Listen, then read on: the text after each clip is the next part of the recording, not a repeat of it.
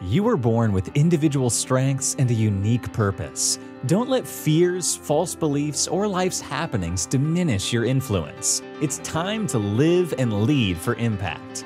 Host Kirsten Ross, expert of transformation, will help you defeat the drama and overcome the trauma that can stop you in your tracks. You'll gain focus, find confidence, and take bold action. Unleash passionate, purposeful you. Let's go. Welcome to Live and Lead for Impact. I'm Kirsten Ross, your host, and this is episode number 173. I have an amazing guest today. I love his accent for one, but his energy is awesome, and we just met last week on an awesome new app called Clubhouse that if you're not on it, get on, but that's a side note there. But according to the World Bank, it costs on average $30,000 to create one job that is not affordable in Africa. To fix this, my guest Willem created a program that brought this cost down to less than $3,000. Today, he creates jobs in Africa by helping people build profitable businesses in a matter of weeks. Willem, I'm going to go ahead and say your name. We were just laughing. Please do. Oh, and actually it's Willem. Willem Gous. And I know I just did not do that right. Well done. You did your best. I'm giving you a naughty badge. Okay, all right. But let me finish this. So he is, Willem is an international speaker, trainer, and consultant on innovation, leadership, and entrepreneurship, and I can't wait for you to hear from him. Welcome, Willem.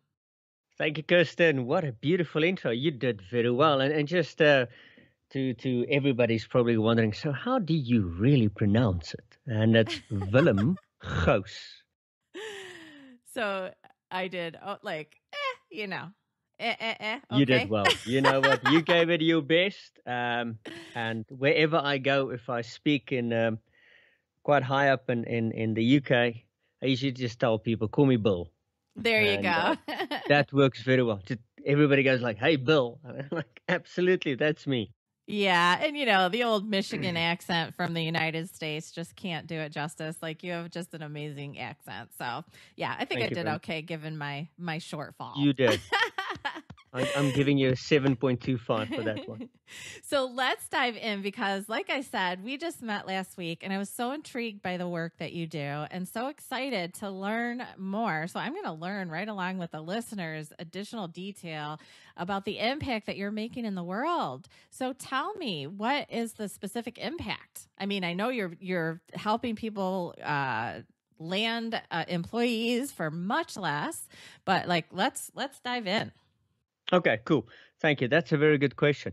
As you mentioned in the introduction, it is about $30,000 to create a job. And then you're looking at somebody in the forestry industry or even just a barista, something like that. Now, it works in Europe and North America, but not in Africa. If you look at our exchange rate, currently it's 1 to 15, which is massive. And if you take into account the millions of jobs that we need to generate, we can't do this. And I looked at these numbers and I realized if we do not find a way to reduce this and make it affordable for Africa, as well as other developing areas, then we will never be able to uplift those people and make the world a better place. And this comes from someone who lives in one of the most unequal societies in the world. I drive through these areas. And it's hectic. I can't tell you how it looks like, and there's no sanitation and everything else. But I've been working on this process since 2015, since completing the research for my master's degree dissertation. See, I was sneaky. I did my master's in information systems, and I looked at it and I thought, oh, goodness, I would rather eat drywall with mayonnaise on it than research 800 hours of IT systems. I might be with you on that. Yeah. And this comes from a computer nerd. And I said to my advisor, the title of my dissertation will be the application of various innovation methodologies apply to existing businesses using a dashboard. So the dashboard was the IT part, and then I flew around the world and studied innovation. And from there, I started looking at, okay, how can we do this? And over the years, I've made tweaks in it. But in November 2020, last year, it came together, and I created 35 jobs out of 50 people in 21 days. And it cost just over $2,000 for each of those jobs. See, I took the 50 people from previously disadvantaged communities, and they had to build a business with customers in 21 days, making enough money to replace their salary.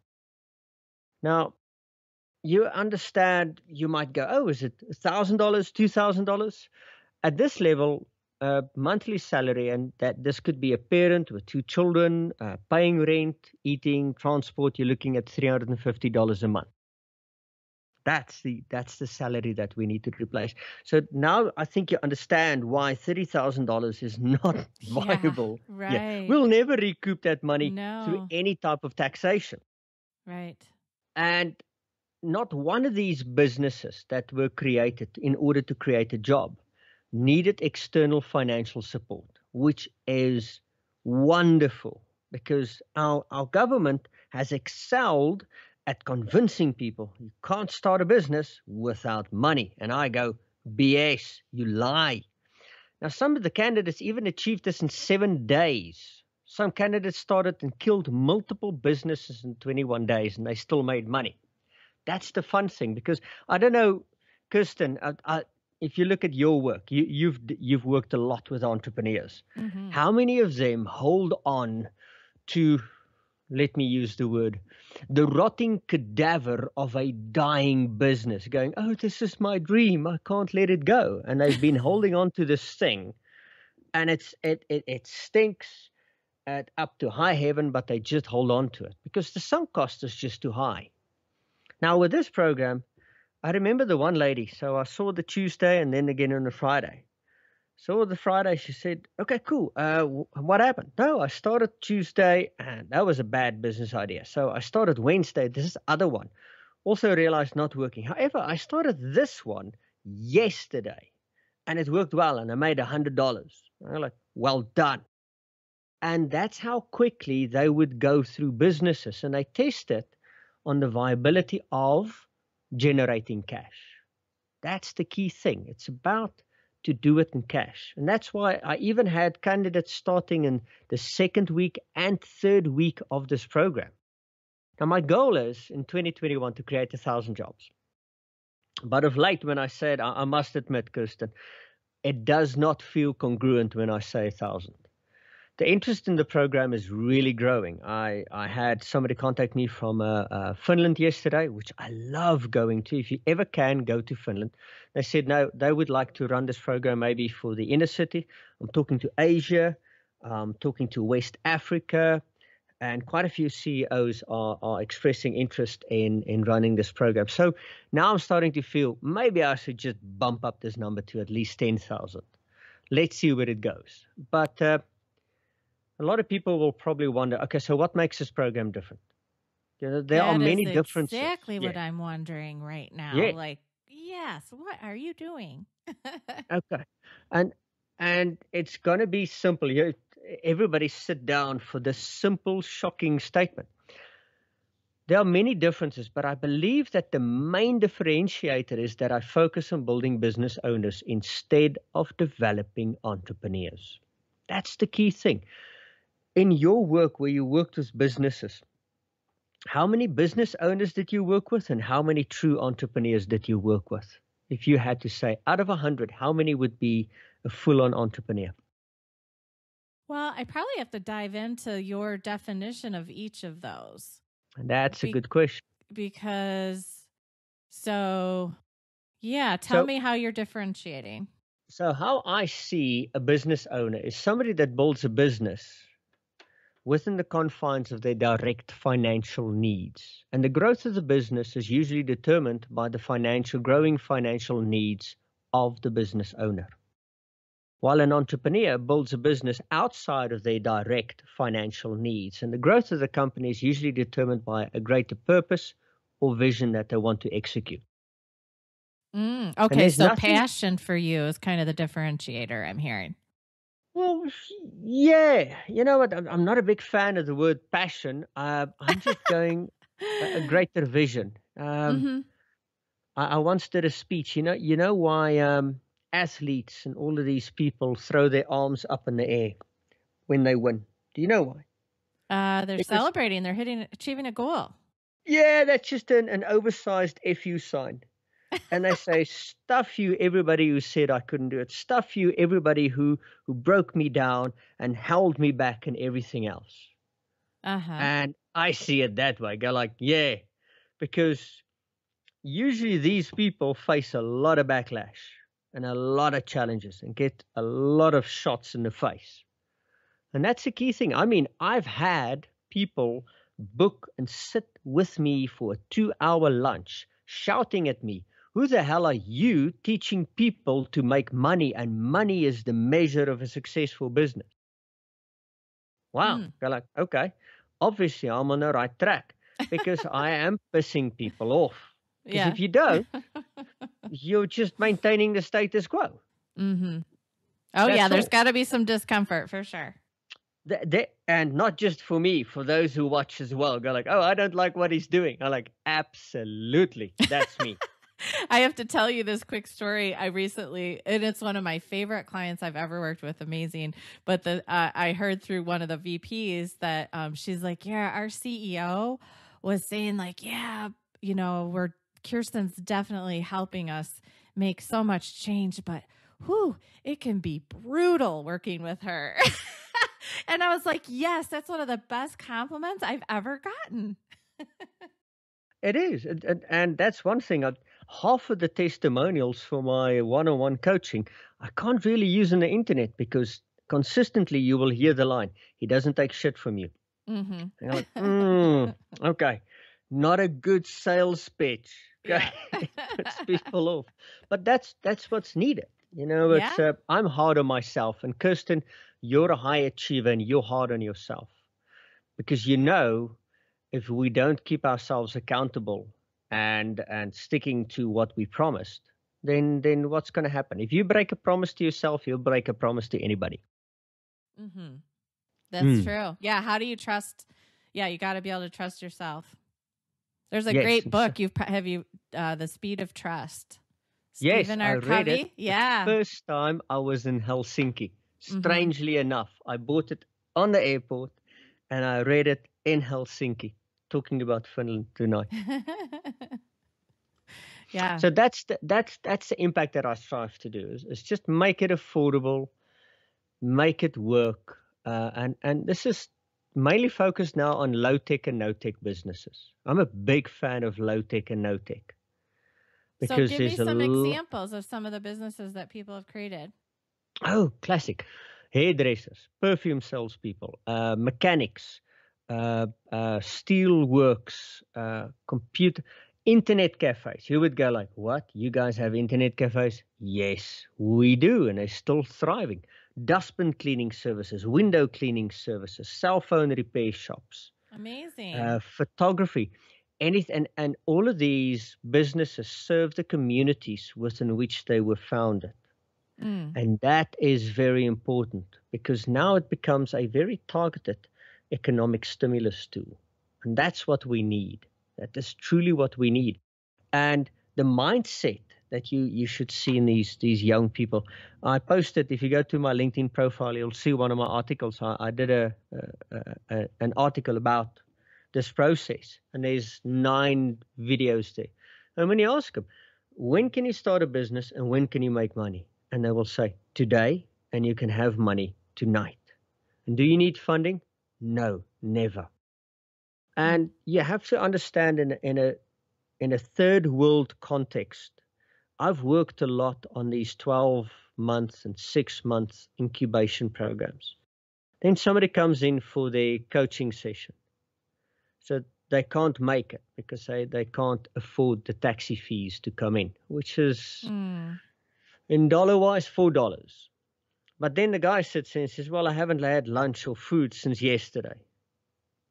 Now he has to sit and focus in a coaching session or half or full day training. That doesn't work either. And that's why the drop-off rate on those programs are so huge, because why would I be motivated to say, well, Kirsten, in 12 months, there's a high probability of you being able to afford food and your living standard as it is now. Yeah. Well, I'm going like, yay, I don't want Yeah. that t-shirt. No, thanks. Yeah. And with this, the change within these candidates, once they realize, but hang on, I determine my future. I'm in control. I have my pride back. I have my humanity back, because I don't Mm-hmm. have to look somebody in the eye and say, well, do you have food for me? I can do that myself.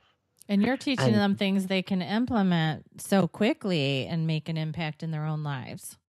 and here's an interesting thing, talking about impact. I can plug anything into a community, into a third world, but it will fail. It will ultimately fail if you don't change the underlying culture that goes with that. And quite a few of the candidates came to me and said, you know what we're doing? We're teaching this to our family and friends. And that is very important. So it's almost viral in a sense. And I think if I can get a momentum going in a community, you can truly shift that whole culture Mm. to one of possibility. Because a lot of what I face with 100% of the candidates that come in, they try to build a better future with what they don't have.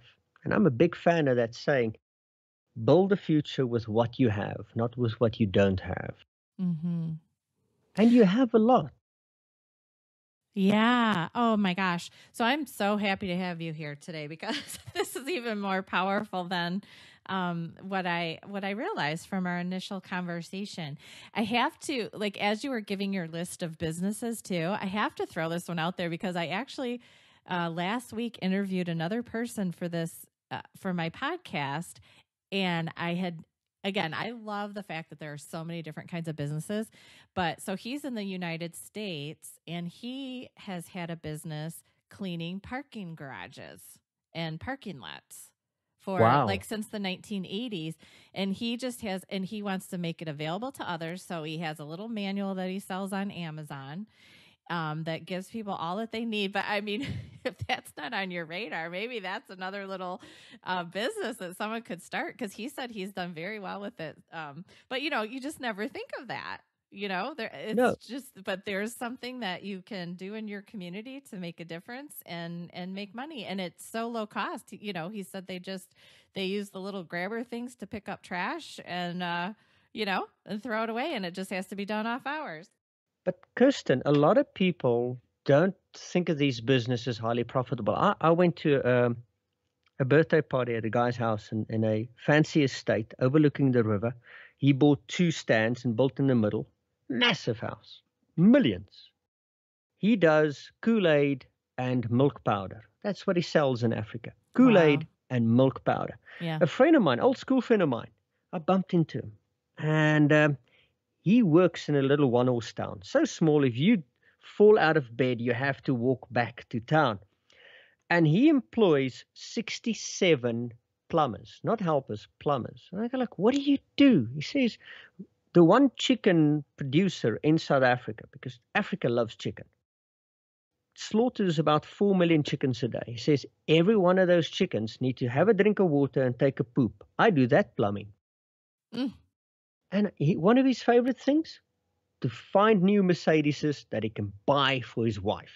That's what he loves. He has Wow. this old broken pickup with dirty shoes, and she drives the latest Mercs. And the point I want to make is, don't shy away or don't completely discount low tech or no tech. There's a lot of money to be made there. A lot. Yeah. Oh, I love the creativity of that. So I'm sure you have so many examples of this, the impact that you're making. But, as entrepreneurs, we are going to have those tough days, those times that we need to reignite our tenacity.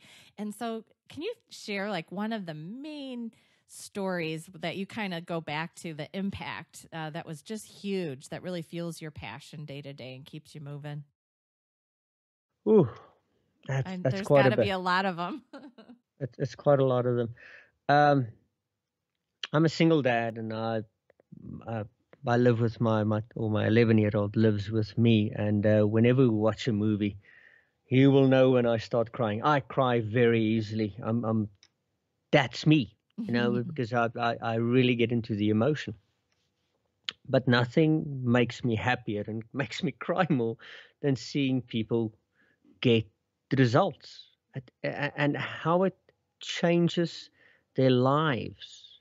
And this work that I'm doing with these young people transcends into bigger businesses. So last year when we did the graduation, all 35 of them, the CEO insisted to hear each one's story. And they all looked at me in the eye and said, "Thank you, Willem, for what you've done for me." And that I didn't just wet the floor crying that day is just beyond, because you can see you've changed somebody's life because of what you helped them achieve. Something else, another great one was as well, I have a customer, he's into property, and he said to me, I don't know what the questions were, but you asked me, but after we worked together, things came together. And he had a vision to change people's lives through property. And today he's building his little small city of about 22,000 houses, schools, and everything there. And he's doing it. And this is low-cost housing that the government usually give to people whose votes they want, but they don't really want to see. And the landscaping is edible. If you sort your trash out to be recycled, you get automatically rewarded with airtime. They have clean energy. They have a centralized education system running through it. It's truly amazing what he's achieving with all of this. And that for me is when other people achieve massive results with what I taught them. I can't be happier than that. I just smile from ear to ear. Oh, yeah. And look at the extension of, so you play a part in helping that person change their own lives. But then, like you said, like the impact they're making in their community. Oh my gosh, it's got to be so rewarding. Good for Very you. much. I'm so Thank you very grateful much. to have found you. So amazing. Thank you. So, I know that nothing we do comes without challenge. So what is, the biggest internal or external challenge that you've had to overcome on your journey, and how did you overcome it? Now it's going to sound very cliche and blah, but 2020 has been one of the biggest challenges. 2020 has been one of the biggest years in my business, one of my best. I achieved in 8 months that I thought I would achieve in 2 years. Wow. But that said, it was also a year of big challenges. I had to deal with a divorce, being a single parent, moving out with my son, in one of the toughest and strictest lockdowns that we have, and starting again fresh. And, I have primary residence of my son. Only 4% of fathers get that in South Africa. There's a lot of discrimination against fathers in this country. My speaking business collapsed. So I was speaking international in the leadership program. That came to an end because of no travel. A few coaching clients, a lot of guys just said, well, we're not going to go ahead now. But those who stayed got the results. And so from an emotional state, the absolute highs and the absolute lows, I got all of those last year. And I still had to help my son navigate this whole thing. How do you teach a 10-year-old at that stage? How do you handle a divorce? How do you handle now sitting a few months with no friends, not being able to play outside? And it's so that my son came through that. I said to him the other day, Christian, you are such a strong person. You're such an inspiration to me. And I want to thank you for being my son. I'm so proud to be your father. But yeah, and all that I did there is what I teach people. It's not fancy. You don't need a fancy bicycle to get somewhere. A lot of people will, I need carbon fiber and I need these tires and it. No, you need a bike. You can pedal with 2 wheels. And what I mean by that is just go simple. And I did what I teach people is don't do stuff alone. That's why when a speaker goes on stage and, well, I'm a self-made millionaire, I usually shout from work, go make me tea, you sod. Because if you're self-made, you do everything yourself, you idiot. No, you don't. You got there because of a team. And I might not have a team, but I have a team in everybody that I know. I have a team with you, Kirsten. And what I did is I got onto LinkedIn and I reached out to 4,000 people saying, listen, I'm doing this. I created a free entrepreneurship course for kids, young people, but also parents who lost their jobs. Share that with everybody. If you are doing something and I can help you, let me know. Let's just get through this together. Empathy is the only currency that we currently have. And it took me 2-3 hours a day to get through that. And I eventually had burnout from all of that. Mm-hmm. But that unlocked massive business and massive opportunity for me like never before. And that's the only way. I sat down with a young entrepreneur once. And his business was about 7 years old and he hasn't made a cent on it yet. And I said to him, you know what?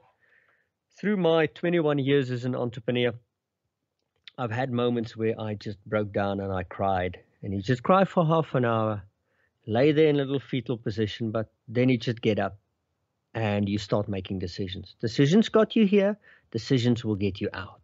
Mm-hmm. And that's all that we have. I'm a big fan of Stoic philosophy and Stoicism. You can only control what's within your control. Mm-hmm. Let all else go. And if you can say, that's why I get irritated when people say, I've done everything. No, you haven't. No, you haven't. Don't lie to me. I know because I lie like that to myself as well. But I remember the one morning at 5:00, after email all these people, I was sitting in my bed. I usually start about 3:30 in the morning. And I read this email from from a CEO, and it read as follows. It says, Willem, you are God sent. We have been looking for this type of content and training you offer for such a long time. I can't wait to meet you and my whole team to discuss how we can use your work and what we're trying to do. I just sat there and I started crying in bed. Mm. That's a breakthrough that you want. But these breakthroughs only come by putting in the effort, not from an automated sales funnel, not from a Facebook campaign. I like to refer to it as B2B, belly to belly. You reach out to people as a person, not an automated message. Hey, Kirsten, how you doing? And all of that stuff. Hey, girl. That's what I get on Facebook. Like, whoa. Yeah. It just makes me sick. And a lot of people have criticized me. Oh, but you can automate this. Dude, you can't automate a relationship. Try automating a first date. Yeah. You can't. Mm-hmm. It's impossible. And a lot of people are trying to automate a first date and it doesn't work. So for me, in plain and simple terms, make decisions. Take action. Make decisions. Like The Martian, that movie. One day everything will go up. And all that you can do is make a decision. If it's successful, you make the next one. If you make enough decisions, you get to come home. I love that. And I'm going to add, remove the fears, the false beliefs, the limiting beliefs, whatever you want to call those, that might drive decisions away from the direction you really want to go.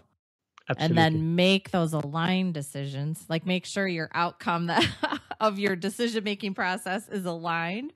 And then, yes, take that bold action.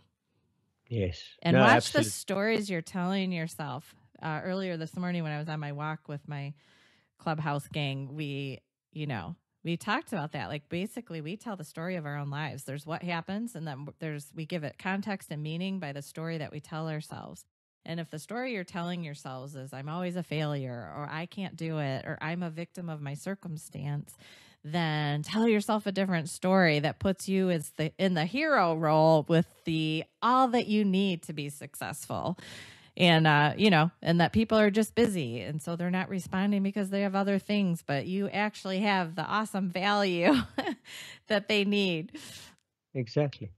No, just take Yeah. action. Well, and kudos to you for, oh my gosh, like it's been such a time of change. And I mean, I keep telling people, like, I think when we've been in it for this whole period of such an unprecedented time in so many ways, that we don't take the time to think like I need to give myself a little bit of grace. Like this is a lot to deal with. And then on top of it, that you had the divorce and all of that, like so much change on top of that. So kudos to you for, staying the course, continuing on through, very tough times.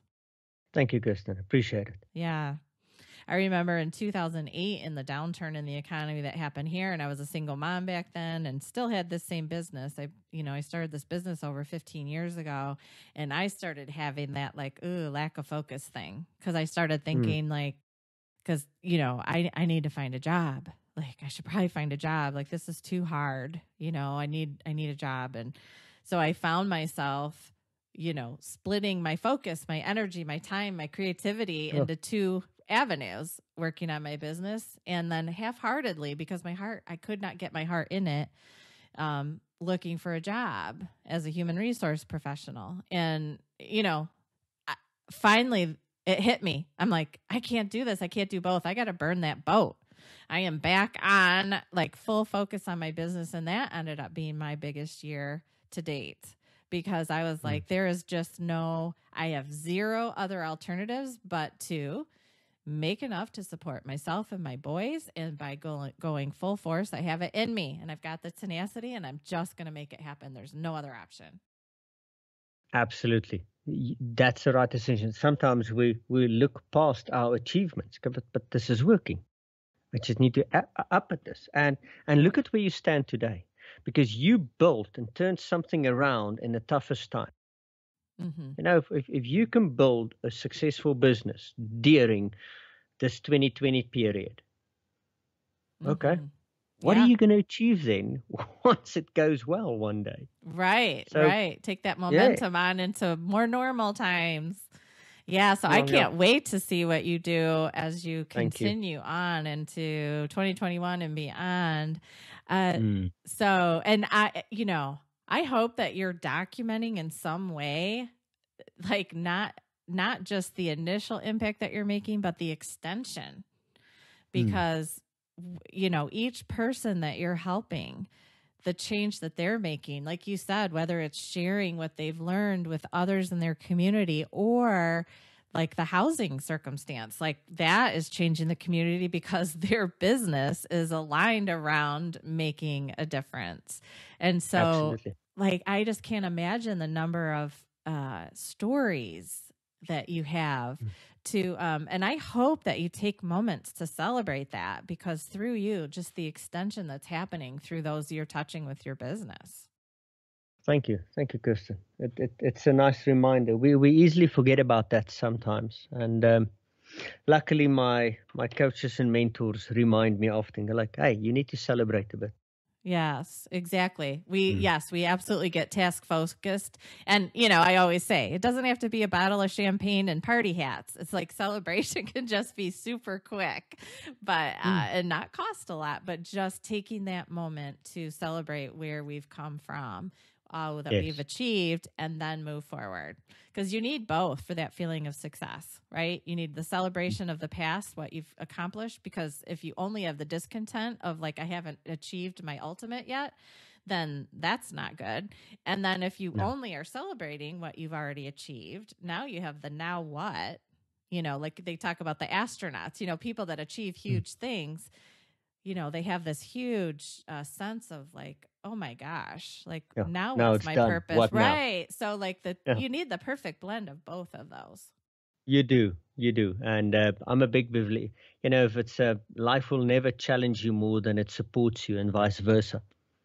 And wherever I get challenged, I look for, okay, where am I being supported? And I get a little bit cocky and go, oh, I'm over supported. Where am I being challenged? Because usually life hands me a slice of humble pie once you get cocky. So I make sure that I try to stay, although I'm quite an energetic person. Don't get lost in the moment. Don't believe in your greatness. Believe in the mission. Love it. So tell me, what words of wisdom do you have for others who are listening right now and are thinking, man, I'm just starting, or I'm not certain. Like, what words of wisdom do you have for those who want to make their own impact? Okay.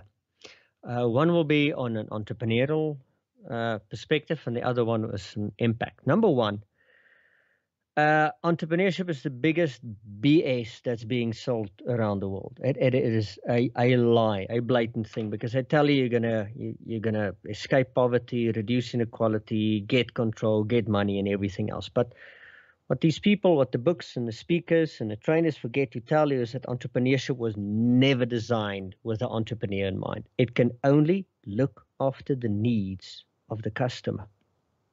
Have you ever seen yourself on the strategy or the business model or the financial plan? No, you don't feature.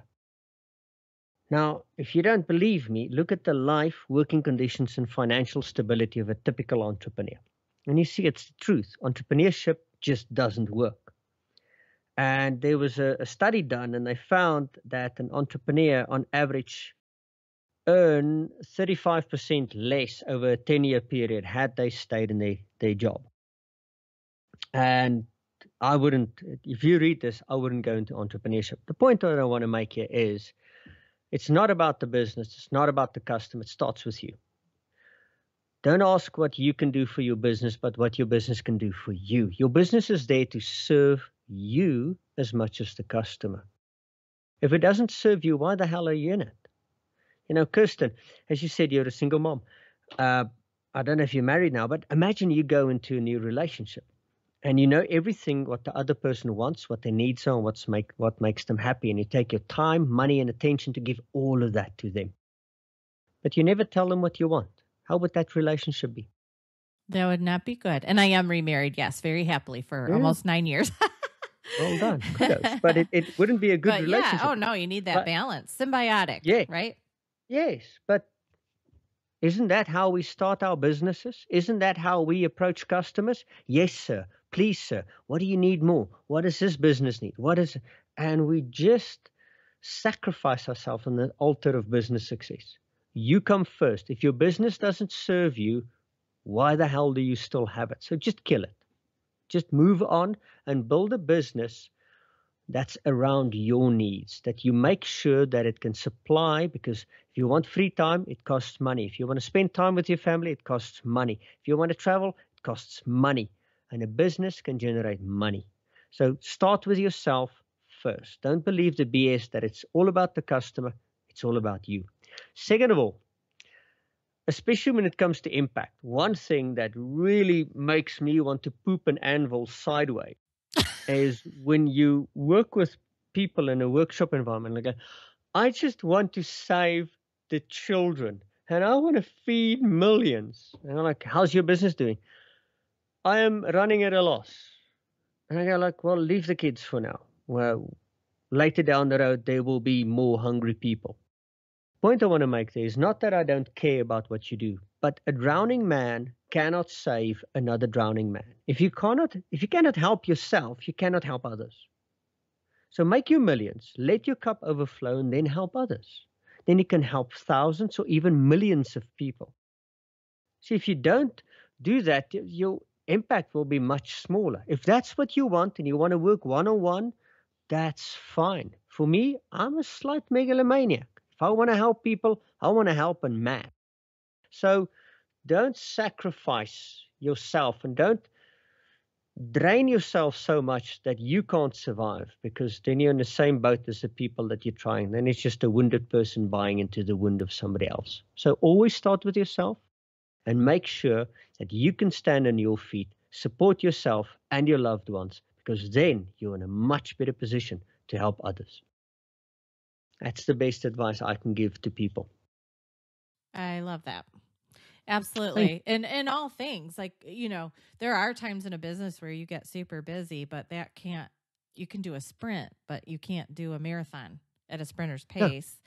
Yeah. And you do have to focus on carving out that time for you, for family. Like if I was actually just talking to someone else about, because he's an entrepreneur, a young entrepreneur, and he was talking about life balance. And I said, I think I like to use the term as an entrepreneur. I think most of us are wired to do a blend, like work and life, but you don't want any one part of your life to overtake the others. Like you still No. have to have, time for family, time for business, time for you, time for, so just making sure. But the cool thing is if you have the 24/7 blend wiring in entrepreneurship, well, I know you don't like that word, but we can, like what I get to do that I love is I can pay attention to when I have the best energy and the best focus. So I can use my time more effectively because I blend it all together. So I'm a morning person. So for me, the early morning is my focus time. You and I are the same. That's Yeah. why I start at 3:30 in the mornings. I don't Yeah. sleep with an alarm. But I'm not a big fan of work-life balance. I always tell people it insinuates one is good, one is bad. Mm-hmm. Well, And and usually it's, the employee will go, work is bad, family good. And if you're an entrepreneur, the family goes, work is bad. And you're like, no, it's actually very good. So I like to use the term work-life integration. and that's, I think you're saying the exact same thing I'm saying, the blend. Yes. Yes, you blend it Yeah, all you have to together. integrate the two because Exactly. your work, Kirsten, is an expression of you. Mm-hmm. You and I are on that level. This is an expression of me. Mm-hmm. And that's why my son looks at me and he says, Dad, work for you is like Lego playing is for me. And I'm like, Yes. absolutely, dude. I love what I do. And Mm-hmm. hopefully this inspires him to follow that same thinking Mm-hmm. like I did and go like, okay, I need to enjoy what I'm doing. If I'm not, you should stop. Yes. Yeah, I absolutely. always say my work is play, and I love it that way. And, and when Oh, I love someone that. does say, they ask like, how many hours do you work? I have no idea because I don't define it that way. It isn't work. But again, I do have to make sure that I'm carving out. Like I love actually that I get to do this walk and take my friends in my pocket, like I'm having social time and a little business talk and getting my exercise in, which pours into me, fuels me. I love that.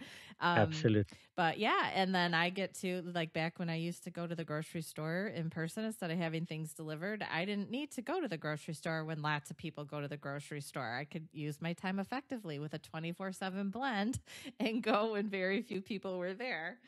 So I love That, the efficiency aspect of it.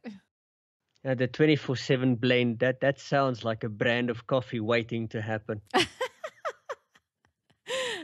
A brand of coffee 24. Oh, the Absolutely. blend. Yeah, Yes, because I this is see. the entrepreneur's coffee. Oh, okay. See, I don't drink coffee, so I never thought of that. But right, yeah, they do always use the blend. Yeah. But so I So, love that. I love that your business, and I always say design a life and a business. So again, they incorporate all, like, if you are starting to work on making your impact, think about the life that you want to. And then how can you blend both? but Kirsten, my dad taught me that a business is a platform for self-exploration and personal development. He had an electric engineering degree, electronic, and an MBA, but he held patents in fields of study outside of what he studied. And he always taught me, if you find something interesting, buy a book, start a business. I mean, when I was 30, I started an online business purely to get a woman because I'm an introvert and I struggle. So I thought if I become famous enough, they will come to me. And it worked. I was on TV, radio, magazines, everywhere else.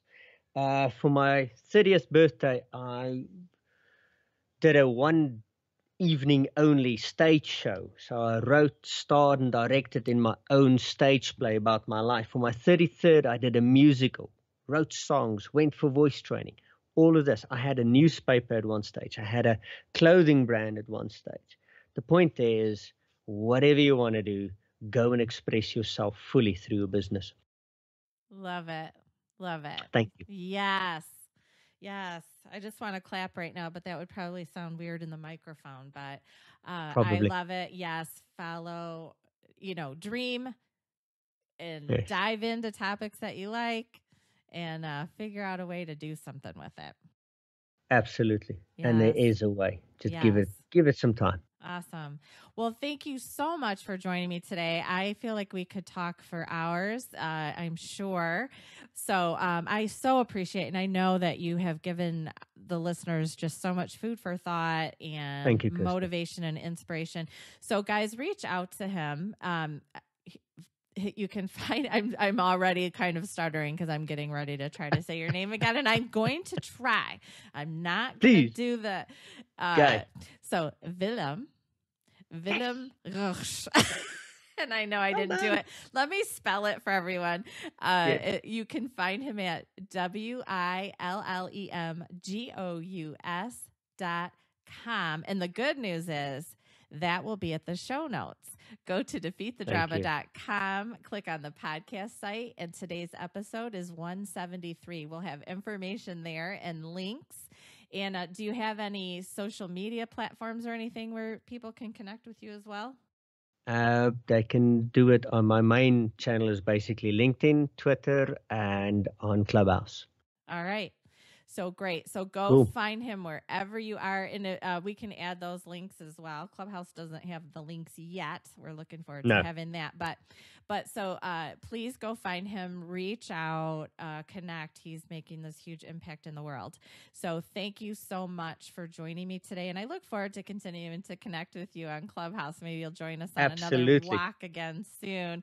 And guys, if you need assistance with delegating to your team, I have a free ebook called The 6 Simple Steps of Great Delegation. You can grab that copy at defeatthedrama.com/delegation sheet. And if you'd like a quick chat with me for some leadership breakthrough, you can grab 30 minutes on my calendar, no obligation. Go to defeatthedrama.com/call. I would love to connect with you. In the meantime, get out there, make your big impact, and make it a great day.